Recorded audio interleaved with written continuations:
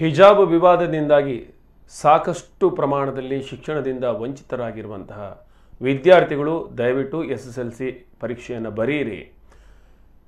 ಸಮಾಜ ಬಾಂಧವರು ಈ ಕಡೆ ಗಮನ ಹರಿಸಿ. ಈ ವರ್ಷ ಶೈಕ್ಷಣಿಕ ವರ್ಷ ಮುಗಿದಿವೆ, ಪರೀಕ್ಷೆ ಆರಂಭವಾಗಿದೆ. ಹೆತ್ತವರು ಮಕ್ಕಳ ಭವಿಷ್ಯದ ಬಗ್ಗೆ ಗಮನ ಹರಿಸಬೇಕೆಂದು ಉಡುಪಿಯ ಧಾರ್ಮಿಕ ಮುಖಂಡ ರೆಹಮಾನ್ ರಜ್ವಿ ಕರೆ ನೀಡಿದ್ದಾರೆ.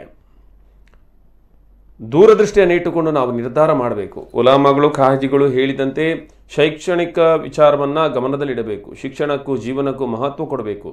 ಹಿಜಾಬ್ ವಿಚಾರ ಸುಪ್ರೀಂ ಕೋರ್ಟ್ ಮೆಟ್ಟಿಲೇರಿದೆ. ಎಲ್ಲವೂ ಪೂರಕವಾಗುವ ನಿರೀಕ್ಷೆ ಇದೆ. ಆದರೆ ಈ ಬಾರಿಯ SSLC ಪರೀಕ್ಷೆಯನ್ನು ಬರೆಯಬೇಕು. ಮಕ್ಕಳು ಶಿಕ್ಷಣದಿಂದ ವಂಚಿತರಾಗಬೇಡಿ ಅನ್ನುವಂಥ ಕರೆಯನ್ನು ನೀಡಿದ್ದಾರೆ. ನಮ್ಮ ನಾಯಕರುಗಳು ಉಡುಪಿ ಜಿಲ್ಲಾ ಖಾಜಿಯಂತಹ ಮಾಣಿಸ್ತಾದಂತಹ ನಾಯಕರು ಹೇಳಿದಂತೆ ಹಿಜಾಬಿನ ಸಮಸ್ಯೆಗಳು ಸುಪ್ರೀಂ ಕೋರ್ಟ್ನ ಮೆಟ್ಟಿಲೇರಿದೆ.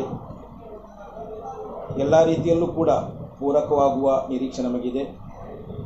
ಆದ್ದರಿಂದ ನಮ್ಮ ಮಕ್ಕಳ ಭವಿಷ್ಯವನ್ನು ಅರಿತು ಎಕ್ಸಾಮಿನಲ್ಲಿ ಅದೇ ರೀತಿ ಎಲ್ಲ ರೀತಿಯಲ್ಲೂ ಕೂಡ ಉತ್ತಮವಾದ ನಿರ್ಧಾರವನ್ನು ಕೈಗೊಂಡು